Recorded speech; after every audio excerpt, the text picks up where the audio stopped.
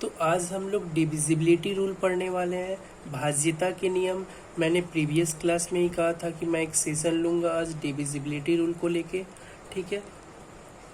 तो divisibility rule से जो है हर बार इससे पेपर में सवाल आ रहे हैं, ठीक है। चाहे प्री हो, चाहे मेंस हो, चाहे कुछ भी एग्ज़ाम हो, हर एग्ज़ाम में इससे क्वेश्चन आते हैं, ठीक है। तो आज की क्लास की टाइटल क्या रहेगी?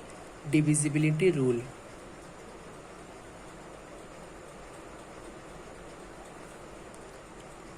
यानी भाज्यता के नियम, ठीक है। तो भाज्यता के नियम क्या क्या है, ठीक है। सबसे पहले अगर मैं जीरो की बात कर लूँ तो जीरो से कौन सी संख्या कटेगी या जीरो किससे कटेगी या नहीं कटेगी।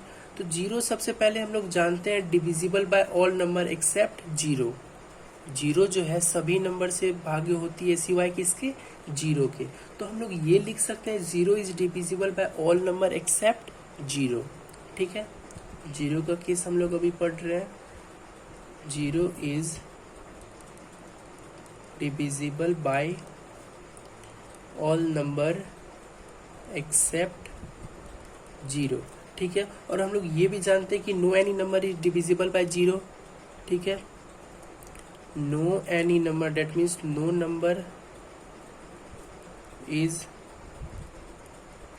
डिविजिबल बाय जीरो, ठीक है। ये हम लोग जानते हैं। अब इसकी वजह क्या है, कब इन्फिनाइट आता है, कब इनडिटर्मिनेट आता है, इस केस में अब हम लोग उसको भी देखेंगे। जैसा कि वो देखने से पहले सबसे पहले हम एक एग्जांपल लेंगे। जैसे कि जब हम 15 को 3 से भागा देते हैं तो 5 आता है, हम लोग जानते हैं 5 आता है। तो 5 क्यों आता है, ठीक है। हमारा सवाल है कि 5 क्यों आता है।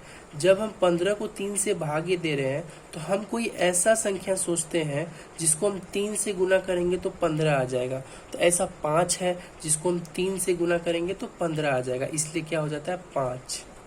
ऐसा 5 है जिसको हम 3 से गुना करते हैं तो 15 आ जाता है। सेम उसी तरह एक और अगर एग्जाम्पल ले, जैसे 6 में 3 से भागा देते हैं तो 2 आता है, हम लोग जानते हैं 2 आता है। लेकिन हम यहाँ पे क्या करते हैं, हम लोग ऐसा नंबर ढूंढते हैं जिसको 3 से गुना करेंगे तो 6 होगा। तो ऐसा नंबर कौन है? 2 है। 2 को हम 3 से गुना करेंगे तो 6 होगा, इसलिए हम लोग 2 लिख देते हैं। ठीक इसी तरह जब हम 1 को 0 से भागे देते हैं तो हम लोग यहाँ पे भी ऐसा नंबर ढूंढेंगे जिसको 0 से गुना करने पे 1 आ जाए। तो ऐसा कोई नंबर तो नहीं है 0 से जिसको गुना करेंगे तो 1 आ जाए। ठीक इसी तरह यहाँ भी हम लोग देख रहे हैं, तो ऐसा कोई नंबर तो नहीं है जिसको 0 से गुना करेंगे तो 1 आ जाए। तो हम लोग सोचते हैं अनंत पे जाके लास्ट में कोई ऐसा नंबर होगा जिसको हम लोग 0 से गुना करेंगे तो 1 होगा। तो अनंत पे जाके, इसलिए हम लोग इसको क्या लिखते हैं? इन्फिनिटी। तो 1/0 को इन्फिनिटी क्यों लिखते हैं आप लोग समझ गए होंगे, ठीक है। ये इम्पोर्टेंट केस है, पहले से सबको पता होगा। अब रीजन भी सबको अच्छा से पता चल गया होगा, यहाँ तक तो ठीक है। अब इनडिटर्मिनेंट कब आता है, किस केस में इनडिटर्मिनेंट आता है, नॉट डिफाइंड आता है? देखिए, जब हम इसमें तो 1 को 0 से भागा दिए, जब हम 0 को 0 से भागा देते हैं तो यहाँ पे भी ठीक हम उसी तरह सोचेंगे कि ऐसा कौन सा संख्या है जिसको 0 से गुना करने पे 0 आएगा।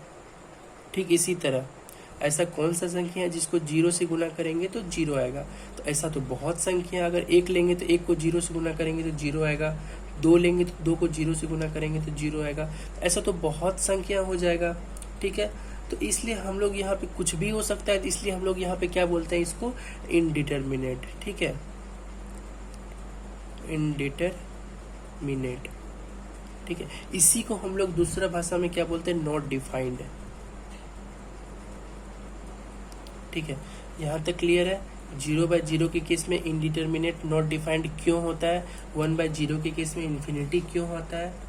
तो ये बात हो गई जीरो की डिविजिबिलिटी रूल को लेके। अब हम लोग बात करते हैं एक का नियम क्या होता है, ठीक है। अब हम लोग किसका बात करेंगे? एक का। तो एक के रूल में क्या होता है, तो एक जो है मतलब 1 is not divisible by any number except 1। इसका मतलब क्या हुआ? 1 जो है किसी नंबर से भागे नहीं होता है सिवाय किसके? 1 के। तो 1 के केस में क्या होगा? 1 is not divisible by any number except 1, ठीक है। 1 जो है 1 के सिवाय किसी नंबर से भागे नहीं होता है, और 1 जो है हर एक नंबर से भागे होता है। That means all numbers are divisible by 1। All numbers are divisible by 1। इसका मतलब क्या है? All numbers are divisible by 1। कुछ भी ले ले हम, 629 ले ले, 934 ले ले, इसको 1 से डिवाइड करेंगे तो सब तो 1 से डिवाइड होता है ना। 934 ही हो जाता है, 629 ही हो जाता है इस केस में भी। तो यानी 1 all numbers are divisible by 1, और 1 के केस में क्या जानते हैं हम लोग? 1 is not divisible by any number except 1। 1 के सिवाय 1 किसी से भागे नहीं होता है। तो यहाँ तक क्लियर है। अब हम लोग आगे बढ़ते हैं, आगे देखते हैं, ठीक है। तो अब हम लोग क्या देखेंगे? अब हम लोग एक साथ देखते हैं, मतलब जैसे कि 2, 4 रहे, 8 रहे, 16 रहे, इन सब का क्या प्रोसेस है। अब हम लोग किसका देखेंगे? 2, 4, 8, 16, 32, इसी तरह आगे संख्या बढ़ते जाएंगे। इसका हम लोग रूल देखते हैं, ठीक है। 2, 4, 8, 16 जैसे संख्याओं का, यानी पहले 2 है, 4 है, 8 है, 16 है, इसी तरह आगे बढ़ते जाएगी। अगर आप इसको सीख लेंगे तो आगे खुद आप कर सकते हैं, ठीक है। तो 2 से कौन सी संख्या कटेगी, 4 से कौन सी संख्या कटेगी, 8 से कौन सी संख्या कटेगी, इसको जानते हैं, ठीक है। तो 2 का जो डिविजिबिलिटी रूल होता है वो सिर्फ इस बात पे डिपेंड करेगा कि इसका यूनिट डिजिट जो है, संख्या कोई दिया रहेगा उसका यूनिट डिजिट, कहने का मतलब लास्ट डिजिट अगर 2 से डिवाइड हो रहा है तो पूरा संख्या 2 से डिवाइड होगा। क्या हम बोल रहे हैं? अगर कोई संख्या दिया हुआ है उसका unit digit, that means last digit अगर 2 से डिविजिबल हो रहा है तो पूरा संख्या 2 से डिविजिबल होगा। तो हम लोग क्या लिख सकते हैं? Last digit should be divisible bye 2, ठीक है। Last digit should be divisible bye 2, अंतिम संख्या जो वो 2 से भाग हो रहा है पूरा पूरी, इसका मतलब पूरा संख्या 2 से भागे होगा, ठीक है। 4 के केस में क्या हो जाएगा? लास्ट 2 डिजिट, ठीक है, last 2 digit should be divisible bye 4। उसी तरह 8 के केस में क्या होगा? Last 3 digit should be divisible bye 8। उसी तरह 16 के केस में क्या होगा? Last 4 digit should be divisible bye 16, ठीक है। इसी तरह आप लोग 32 का भी कर सकते हैं, 64 का भी कर सकते हैं, 128 का भी कर सकते हैं। 32 में क्या हो जाएगा? Last 5 digit should be divisible bye 32, ठीक है। यहाँ तक क्लियर है, इसमें कोई दिक्कत नहीं होनी चाहिए, ठीक है। तो अब हम लोग यहाँ पे देखिए, ये क्लास बहुत बेसिक से क्लास है, आप सबको समझ में आ जाएंगे, ठीक है, इजीली समझ में आ जाएंगे। तो हम लोग 2, 4, 8, 16, 32 जैसी संख्याओं का भाज्यता का नियम हम लोगों ने जान लिया है। अब हम लोग आगे देखते हैं, अब हम लोग 3 का बात करते हैं, ठीक है। कौन सी संख्या 3 से कटेगा? तो 3 का जब हम लोग बात करते हैं तो 3 और 9 का प्रोसेस एक ही जैसा है, ठीक है। 3 और 9 का प्रोसेस एक ही जैसा है। तो इसमें इजीली आपको समझना है कि कोई भी जो संख्या दिया रहेगा उसका सम अगर 3 से भागे हो रहा है तो पूरा संख्या 3 से भागे होगा। अगर उसका सम ऐड करके 9 से भागे हो रहा है तो पूरा संख्या 9 से भागे होगा, ठीक है। 3 और 9 का बहुत ही इजी है। 3 और 9 के केस में क्या होता है? 3 और 9 के केस में क्या होता है? सम ऑफ डिजिट पे निर्भर करता है, ठीक है। कोई संख्या दिया हुआ है, अगर वो संख्या को जोड़ रहे हैं और जोड़ने के बाद जो आता है रिजल्ट वो अगर 3 से भागे हो रहा है तो पूरा संख्या 3 से भागे होगा। वो अगर 9 से भागे हो रहा है तो पूरा संख्या 9 से भागे होगा, ठीक है। यानी कि 3 के केस में हम लोग क्या लिख सकते हैं? Sum of digit should be divisible by 3। ठीक उसी तरह 9 का केस भी सेम होता है। Sum of digit should be divisible by 9, ठीक है। कोई संख्या है, फिर से हम एग्जाम्पल लेके आप लोग को समझा देते हैं, ठीक है। जैसे कोई संख्या है 9, 6, 18, 19, 20, 21, 24, ठीक है। ये एक संख्या दिया है, अब पूछेगा कि ये 3 से डिविजिबल है कि नहीं है, ठीक है। तो हम लोग 3 का नियम क्या जानते हैं कि sum of digit should be divisible by 3, यानी सम जो इसका है वो अगर 3 से भाग्य होगा तो पूरा संख्या 3 से भाग्य होगा। जब इसको जोड़ेंगे 9 6 15, 3 18, 3 21, 21 को जब 3 से भागा देंगे तो पूरा पूरी भाग हो जा रहा है 7 मर्द में, तो यानी ये संख्या क्या होगा, 3 से विभाज्य होगा। दूसरा एग्जाम्पल लेते हैं, ये तो इजी एग्जाम्पल था, दूसरा लेते हैं, जैसे कि 6 7 13 14 17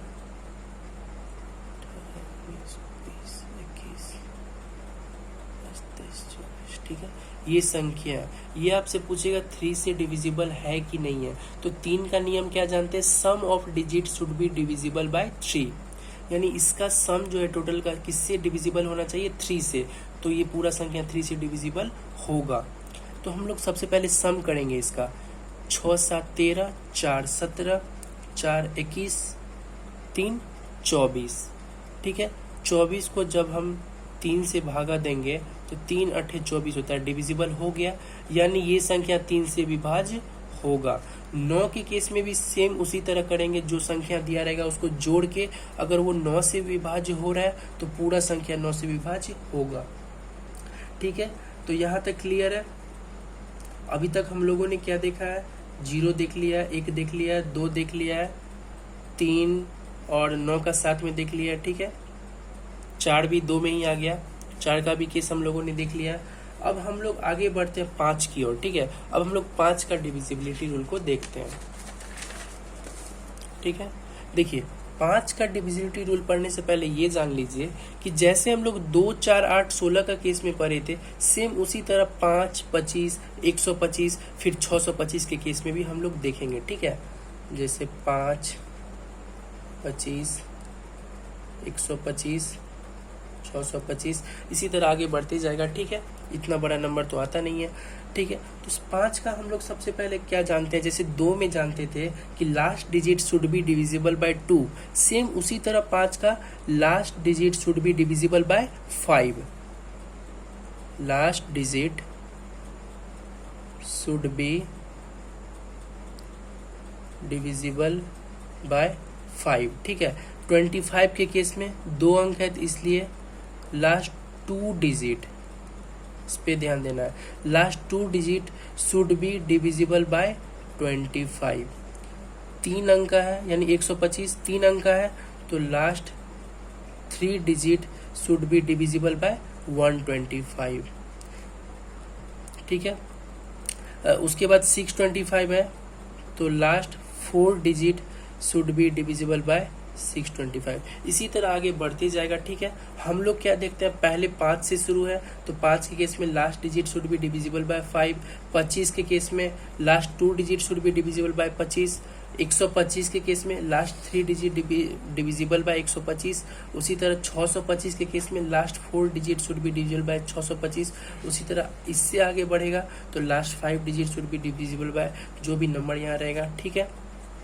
तो 5 25 125 625 सेम किसके जैसा है, 2 4 8 16 के केस के जैसा, ठीक है। पहला केस में last digit should be divisible bye 5, दूसरा केस में last 2 digit should be divisible bye 25, ठीक है। ऐसे करना है। तो जैसे कि हम एक क्वेश्चन लेते हैं 39245 अब आपको ये बताना है कि क्या ये संख्या 25 से भाज्य होता है। तो 25 का नियम क्या जानते हैं, last 2 digit should be divisible bye 25, तो लास्ट 2 डिजिट को बस हमको देखना है। तो ये 25 से तो विभाज्य हो रहा है, 25 दूना 50, यानी 25 से ये क्या है, डिविजिबल है, ठीक है। अगर और एक हम एग्जांपल ले ले, जैसे कि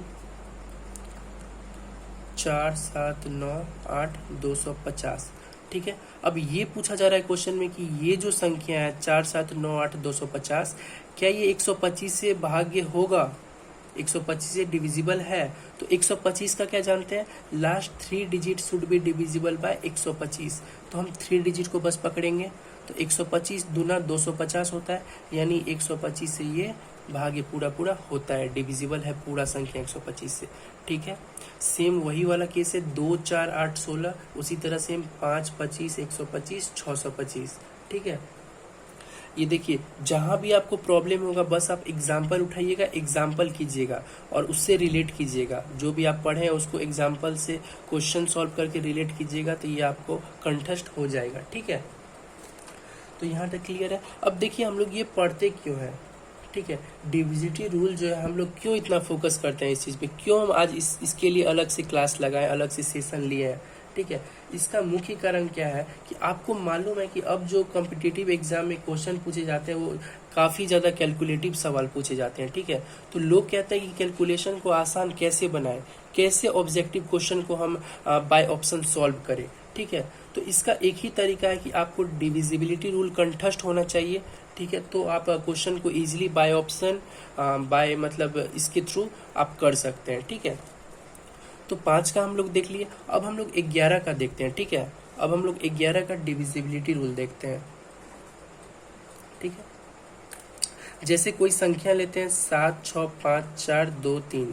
ठीक है, संख्या लिए हैं। ठीक है, इसमें क्या करना है, 11 के केस में क्या करना है, कोई एक डायरेक्शन से हम लोग को जाना है, या तो इधर से जाएंगे या तो इधर से जाएंगे। तो हम लोग इधर से जा रहे हैं, तो हर एक पेयर को माइनस करते जाना है। कहने का मतलब क्या है, अगर हम इस तरफ से जा रहे हैं तो हम लोग क्या करेंगे, 3 - 2 1, 4 - 5 क्या हो जाएगा, -1, 6 - 7 क्या हो जाएगा, -1।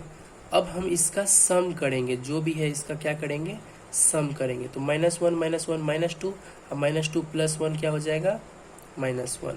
तो इसका सम क्या आ गया, पहले डिफरेंस निकाले, या तो आप इधर से भी कर सकते हैं या इधर से भी कर सकते हैं। ठीक है, तो पहले हम डिफरेंस निकाले, जो भी डिफरेंस आया उसका सम कर दिए, तो सम करके फाइनल रिजल्ट -1 आया। तो अब ये देखेंगे कि -1 11 से कटता है कि नहीं कटता है। -1 तो 11 से नहीं कटता है, यानी ये संख्या 11 से नहीं कटेगा।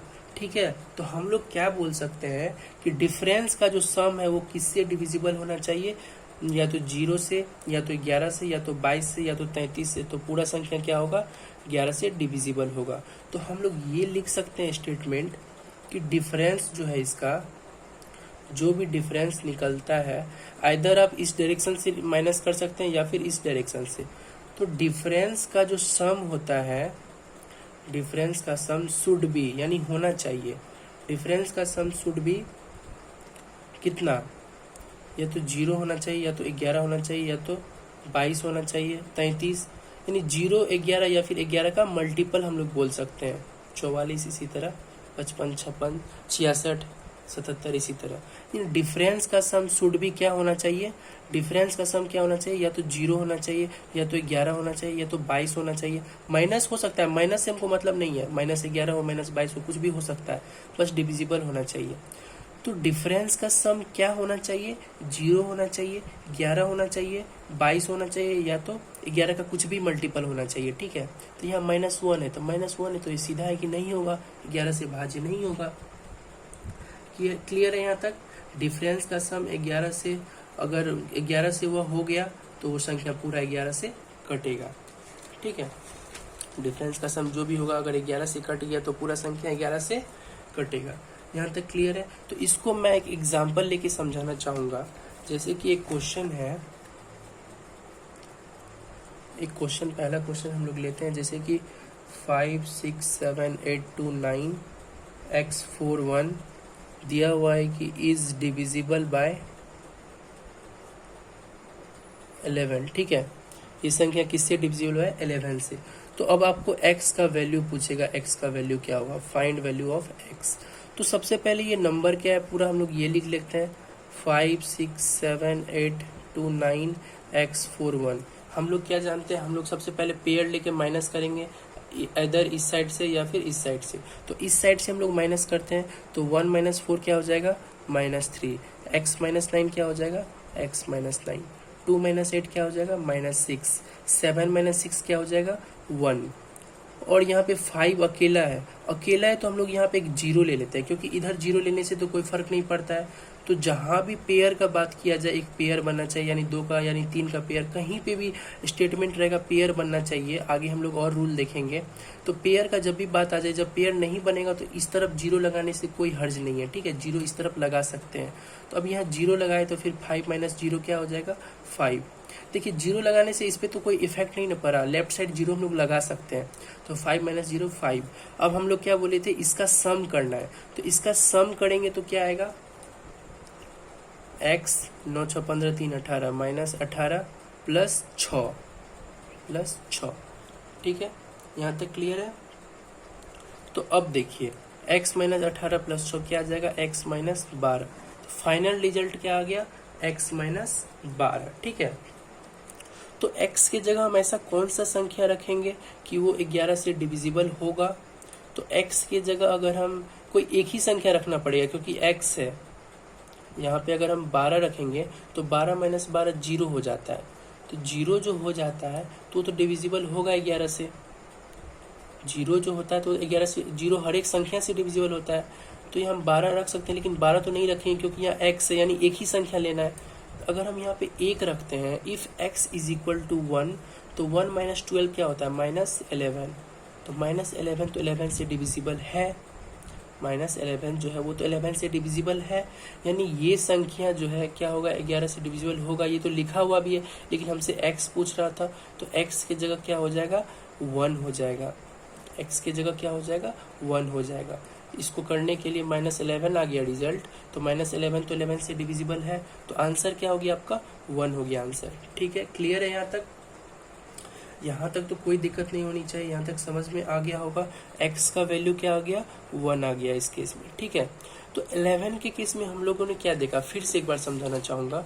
11 के केस में क्या देखा, कोई भी संख्या रहेगा, सबसे पहले 2 का पेयर करके माइनस करना है, या तो आप इस साइड से माइनस करेंगे 2 करके, या तो आप इस साइड से माइनस करेंगे। तो मैंने इस साइड से माइनस किया, जो भी आया उसका सबका सम, उसका सम करके जो भी फाइनल रिजल्ट आएगा, अगर वो 11 से डिविजिबल है, ठीक है, जो भी अगर 11 से डिविजिबल है तो वो संख्या 11 से डिविजिबल होगा, यानी डिफरेंस का सम शुड भी क्या होना चाहिए, या तो 0 होना चाहिए, या तो 11 का मल्टीपल होना चाहिए, ठीक है।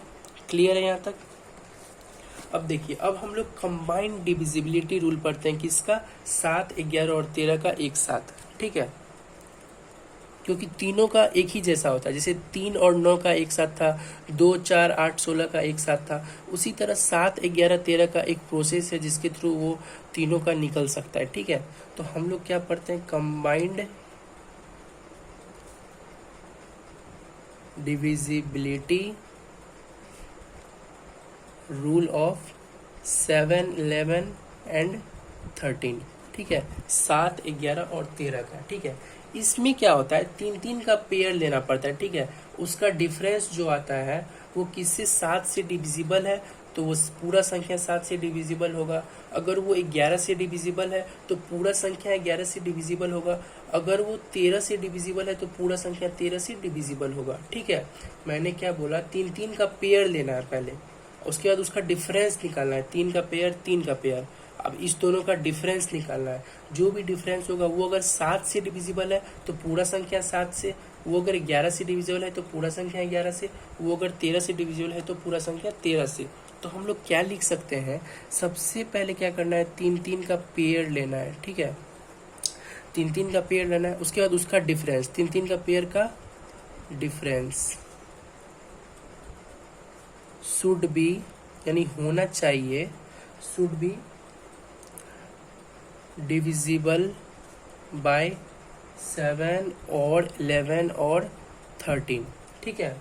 तब क्या होगा, then number must be divisible by 7 और 11 और 13 रिस्पेक्टिवली, ठीक है।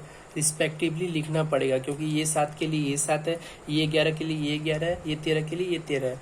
फिर से मैं समझाऊंगा कि 3 पेयर का डिफरेंस जो लेना है हमको, वो क्या होना चाहिए, 3 का पेयर जो डिफरेंस उसका निकलेगा वो अगर 7 से डिविजिबल है तो पूरा संख्या 7 से डिविजिबल होगा। वो अगर 11 से है तो पूरा 11 से होगा, ठीक उसी तरह 13 में, ठीक है। जैसे कि मैं एक एग्जाम्पल लेता हूँ, ठीक है, जैसे कि एग्जाम्पल है 5 6 3 4 7 9। तो क्या बताया था, 3 का पेयर लेना है। सबसे पहले 3 पेयर इधर से स्टार्ट करना है, 3 पेयर और 3 पेयर। इसका क्या करना है, 3 पेयर का डिफरेंस, अब इसका डिफरेंस निकालना है। तो 79 1 80 21 इधर हो गया, और इधर कितना हो गया 63, कितना हो गया 84, तो इस ये तीनों और ये तीनों दोनों का डिफरेंस निकालेंगे तो कितना आएगा, 84 आएगा। ठीक है, अब ये देखना है 84 अगर 7 से डिविजिबल है तो पूरा संख्या 7 से डिविजिबल होगा। 84 अगर 11 से डिविजिबल है तो पूरा संख्या 11 से डिविजिबल होगा। 84 अगर 13 से डिविजिबल है तो पूरा संख्या 13 से डिविजिबल होगा। हम सबसे पहले 7 से देखते हैं, क्या 7 से डिविजिबल है 84? 7 का 7, उसके बाद 1 4 14, 7 दूना 14, यानी ये 7 से डिविजिबल है। उसके बाद हम लोग देखेंगे 11 से, 11 से डिविजिबल नहीं है 84, यानी ये संख्या 11 से डिविजिबल नहीं है। उसके बाद देखेंगे 13 से, ठीक है, 13 से डिविजिबल है नहीं है, तो ये 13 से डिविजिबल नहीं होगा। ठीक है, यहाँ तक क्लियर है। इसमें बस इतना समझाना चाह रहे थे कि 3 पेयर का जो भी डिफरेंस होगा वो अगर 7 से डिविजिबल होगा तो पूरा संख्या 7 से होगा, यही डिफरेंस 11 से डिविजिबल होगा तो पूरा संख्या 11 से होगा। सेम उसी तरह 13 में है। ठीक है, बहुत अच्छी तरीक़ा से समझाने का कोशिश किया हूँ, आशा करता हूँ समझ में आया होगा। ठीक है, अब एक और एग्जांपल इसमें लेता हूँ। जैसे कि कोई नंबर है 8733, ठीक है, अब आपको बताना है कि ये 7 से डिविजिबल है कि नहीं है। ठीक है, तो नॉर्मली आप ऐसे करके भी देख सकते हैं। अगर जिस प्रोसेस से मैंने बताया, मैंने क्या बताया, 3 का पेयर, तो 3 का पेयर इधर तो बन गया, इधर 3 का पेयर नहीं बन रहा है तो मैंने बताया कि 2 जीरो ले सकते हैं। जीरो कितना भी चाहिए हम ले सकते हैं, लेफ्ट में जीरो लेने से कोई फर्क नहीं पड़ता। तो इसका डिफरेंस क्या हो जाएगा, इसका डिफरेंस हो जाएगा 725, 8 33 होता है 725 इसका डिफरेंस। अब ये देखना है कि 725 7 से डिविजिबल है नहीं है, यानी ये संख्या जो 8733 दिया हुआ था ये 7 से डिविजिबल नहीं है। ठीक है, इस तरह से चेक करना है। आप लोग डायरेक्ट भी कर सकते हैं, लेकिन मैंने प्रोसेस बताया तो उससे आप लोग इस तरह से जा सकते हैं। ठीक है, 7, 11 और 13 का इसी तरह आप लोग चेक कर सकते हैं। ठीक है,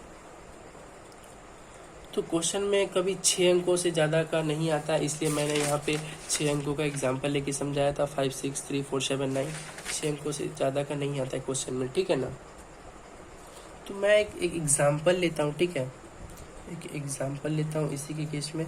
जैसे कि 343 है। ठीक है, अभी हम लोग क्या पढ़े हैं, अभी हम लोग पढ़े हैं क्या, combined divisibility rule of 7 11 and 13। ठीक है, 7 11 13 का कंबाइंड डिविजिबिलिटी रूल पढ़े हैं।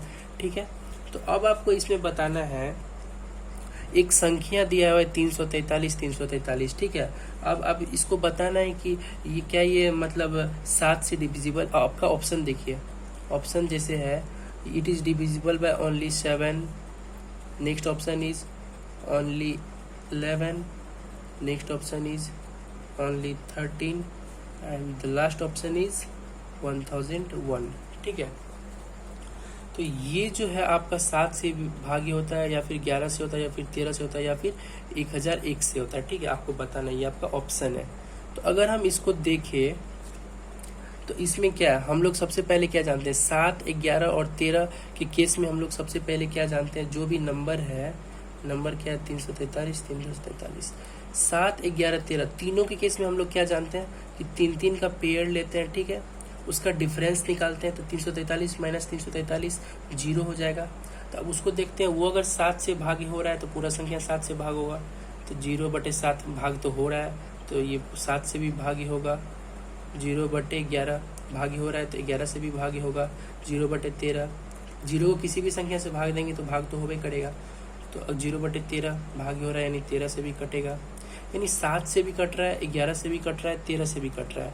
अगर तीनों से कट रहा है तो हम लोग ये बोल सकते हैं कि 7 × 11 × 13 से भी कटेगा। कहने का सेंस कि इसका मल्टीप्लिकेशन क्या हो जाएगा, 11 7 77, जब 77 को हम लोग 13 से गुना करेंगे तो क्या हो जाएगा 23 77, तो 1001 1001, तो इसका प्रोडक्ट क्या हो जाएगा 1001। ठीक है, अगर कोई संख्या 7 से भी कट रहा है, 11 से भी कट रहा है, 13 से भी कट रहा है, तो इसका मतलब वो तीनों का प्रोडक्ट से भी कटेगा। अगर कोई संख्या 2 से भी कट रहा है, 4 से भी कट रहा है, इसका मतलब वो संख्या 2 गुना 4 से भी कटेगा। तो यानी 7 11 13 तीनों से कट रहा है, यानी 1001 से भी कटेगा। तो इसका आंसर क्या हो जाएगा 1001 होगा ना, क्योंकि यहाँ पे पहला ऑप्शन में ओनली 7, लेकिन ऐसा तो बात नहीं है, सिर्फ 7 से ही तो नहीं कट रहा है। तो इसका ऑप्शन क्या हो जाएगा राइट आंसर 1001। क्लियर है यहाँ तक।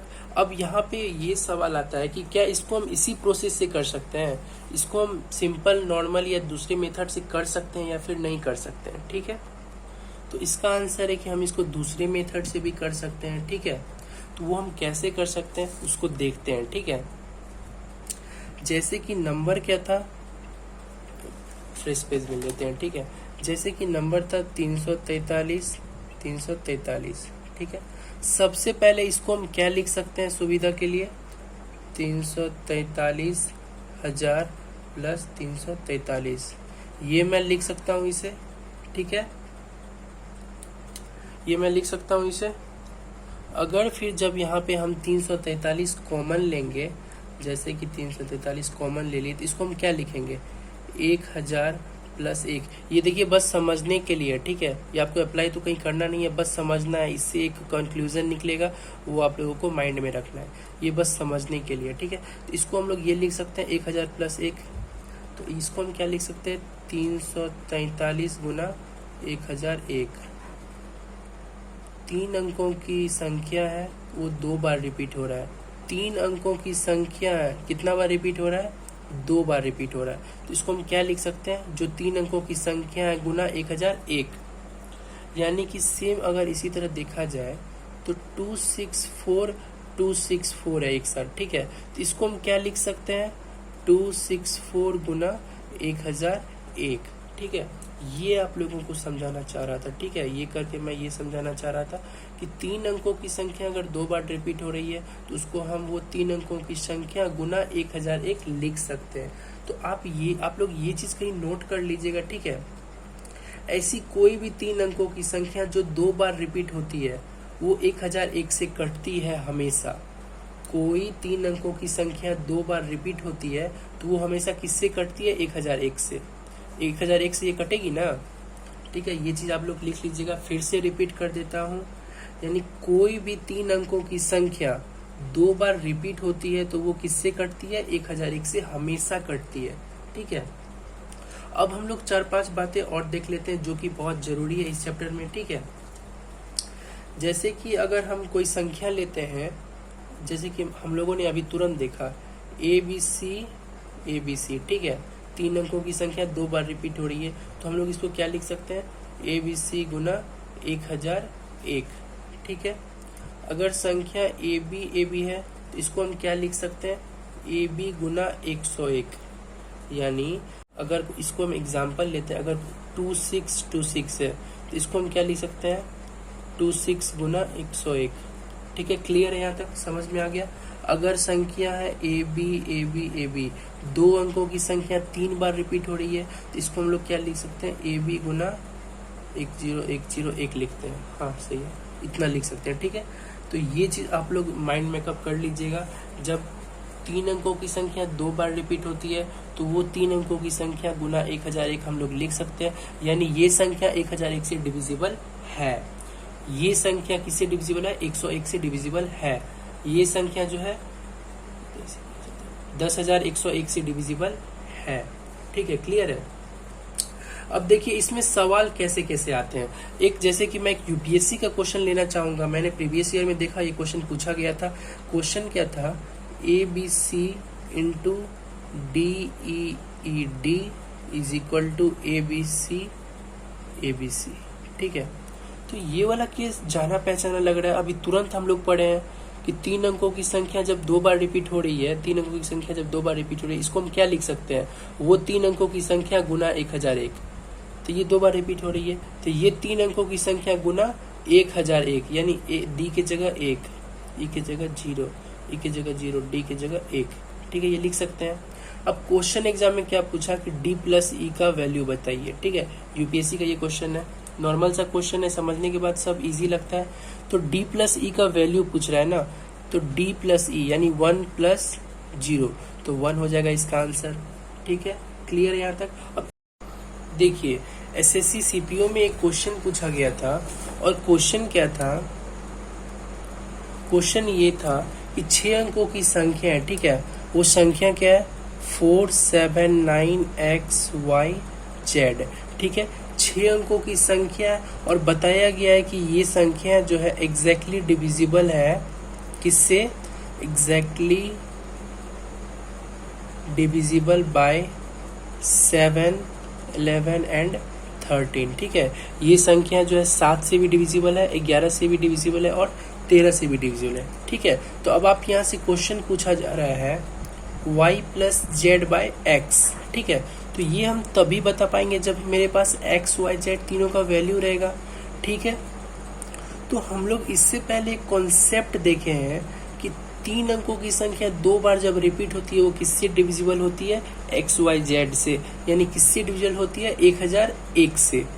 ठीक है, ये हम लोग पहले देखे हैं, अभी तुरंत हम लोग ये चीज़ नोट किए हैं। तो ठीक है, तो यहाँ पे ये चीज़ हम लोग पहले से जानते हैं, ये देखते ही दिमाग में स्ट्राइक किया, 3 अंकों की संख्या है वो 2 बार रिपीट हो रही है, तो ये हो सकता है। ठीक है, अब हम लोग क्या देखेंगे? 7, 11 और 13 से डिविजिबल हो रही है। तो मैंने ये बताया था कि कोई संख्या अगर 7 से भी डिविजिबल है, 11 से भी डिविजिबल है और 13 से भी डिविजिबल है, तो इन तीनों का प्रोडक्ट से भी डिविजिबल होगा। तो इन तीनों का प्रोडक्ट क्या होता है? 1001। देखिए मैच हो गया। अब हम लोग जानते हैं कि अगर यहाँ 479 है, अगर यहाँ पे भी 479 होगा तो किससे डिविजिबल होगा? 1001 से। तो एक्स वाई जेड का वैल्यू क्या आ जाता है? यहाँ से एक्स वाई जेड का वैल्यू क्या आ जाता है? 479, और इधर पहले से 479 है, तो वैल्यू आ गया। अब हम लोग y plus Z by x, that means 7 plus 9/4 put कर देंगे यहाँ से, 9 7 16/4, डेट मीन्स 4 इसका आंसर हो जाएगा। ठीक है, क्लियर है यहाँ तक? तो इसीलिए इस कॉन्सेप्ट को आप लोग अच्छा से याद रखिएगा। ये जो कॉन्सेप्ट मैंने बताया है कि 3 अंकों की संख्या अगर 2 बार रिपीट हो रही है तो वो किससे डिविजिबल होगी? 1001 से। जो चीज़ इस क्वेश्चन में अभी काम आया, 3 अंकों की संख्या 2 बार रिपीट हो रही है तो वो किससे डिविजिबल होगी? 1001 से। इन तीनों का प्रोडक्ट 1001। ठीक है, तो ये चीज़ दिमाग में रख लीजिए। कोई संख्या है x, y, z, a, b, c, ये अगर 9 से भी डिविजिबल है, 11 से भी डिविजिबल है, डेट मीन्स ये 99 से भी डिविजिबल होगा। कहने का मतलब इसका प्रोडक्ट से भी डिविजिबल होगा। वही चीज़ मैं यहाँ समझाना चाह रहा था। तो इसको आप लोग याद रखिए, क्योंकि आजकल क्वेश्चन इससे ज़्यादा बन रहे हैं। ठीक है, 3 अंकों की संख्या 2 बार रिपीट हो रही है तो वो जो है 1001 से डिविजिबल होगा, यानी विभाज्य होगा। अगर 2 अंकों की संख्या 2 बार रिपीट हो रही है तो वो 101 से कटेगा, 101 से डिविजिबल होगा, डेट मीन्स विभाज्य होगा। कोई 2 अंकों की संख्या 3 बार रिपीट हो रही है तो वो 10,101 से डिविजिबल होगा, यानी भाज्य होगा। ठीक है, तो इस चीज़ पे फोकस कीजिए और आप लोगों क्वेश्चन का प्रैक्टिस ज़्यादा कीजिए। जितना क्वेश्चन का प्रैक्टिस कीजिएगा उतना अच्छा से कॉन्सेप्ट क्लियर होगा। ठीक है, तो जैसा कि मैंने सबसे पहले 0 का समझाया, फिर 1 का समझाया, फिर 2, 4, 8, 16, 32 सबका लगे हाथ समझा दिया था। उसके बाद 3, 9 का, ठीक है, उसके बाद 5, 25, 125 का हम लोगों ने देखा। ठीक है, उसके बाद हम लोगों ने क्या किया? उसके बाद 11 का देखा इंडिविजुअली, फिर 7, 11, 13 का देखा। डेट मीन्स 11 का हम लोग 2 बार देखे आज। ठीक है, एक बार 11 का इंडिविजुअली देखे, उसके बाद 7, 11, 13 तीनों का देखे एक साथ। ठीक है, उसके बाद हम लोगों ने क्या किया? उसके बाद हम लोग अभी इस कॉन्सेप्ट को पढ़ रहे थे। ठीक है, ये 3 कॉन्सेप्ट को हम लोगों ने अभी देखा है, इसको आप लोग अच्छा से कीजिएगा। ये 3 कॉन्सेप्ट जो अभी हम लोग देखे हैं। ठीक है, अब क्या बच जाता है? अब 10 बच जाता है। तो 10 का हम लोग क्या जानते हैं? लास्ट डिजिट अगर 0 है, ठीक है, लास्ट डिजिट अगर 0 है तो वो क्या होगा? 10 से डिविजिबल होगा। अगर अब क्या बच गया? अब 6 बच गया। 6 का क्या होता है? कोई भी संख्या जो भी दिया हुआ है वो पूरा 2 से विभाज्य हो रहा है, या फिर 3 से विभाज्य हो रहा है, या फिर नहीं, 2 और 3 दोनों से होना चाहिए। ठीक है, 2 और 3 अगर दोनों से विभाज्य हो रहा है तो 2 का प्रोसेस हम लोग जानते हैं क्या है, 3 का प्रोसेस हम लोग जानते हैं क्या है। अगर वो दोनों से हो रहा है, 2 और 3 दोनों से, यानी 6 से भी होगा। ठीक है, तो अब क्या, जैसे 12 हो गया तो कोई 3 से भी हो रहा है और 4 से भी हो रहा है, डेट मीन्स वो 12 से भी होगा। 3, 4 से भी हो, अगर ये 3 और 4 दोनों से हो रहा है तो वो 12 से भी विभाज्य होगा। ये सारे नियम हो गए। तो इस नियम को अच्छा से कॉपी में लिख लीजिए और इस पे प्रैक्टिस कीजिए। रटने से नहीं होगा, इसको रटना नहीं है। और वैसे भी मैंने इस तरह से समझाया है कि रटना ना पड़े। ठीक है, तो आप लोग इसका प्रैक्टिस कीजिए, क्वेश्चन निकालिए, प्रैक्टिस कीजिए। डाउट होता है तो मैं फिर एक अपना नंबर शेयर कर देता हूँ, इस पे आप लोग भेज सकते हैं क्वेश्चन। ठीक है, ये मेरा व्हाट्सएप नंबर है, आप लोग इस पे कभी भी क्वेश्चन शेयर कर सकते हैं। जो मैं टॉपिक पढ़ा रहा हूँ उससे रिलेटेड ठीक है, क्योंकि जिस टाइम जो टॉपिक पढ़ाया जाएगा उसी से रिलेटेड क्वेश्चन को डील किया जाएगा, ठीक है। तो आप इस पे शेयर कर सकते हैं अपने प्रॉब्लम।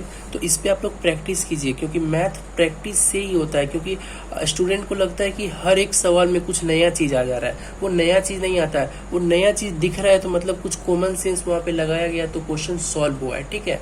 तो आप लोग प्रैक्टिस ज़्यादा से ज़्यादा कीजिए, ताकि आप लोग का कॉन्सेप्ट जो है तगड़ा हो, क्योंकि हम लोग जानते हैं कॉन्सेप्ट इज पावर, ठीक है। तो आज के लिए यहाँ तक था। तो डिविजिबिलिटी रूल का द एंड हो चुका है। अब आप लोग क्वेश्चन का बस प्रैक्टिस करते रहिए। तो आज के लिए यहाँ तक, थैंक यू।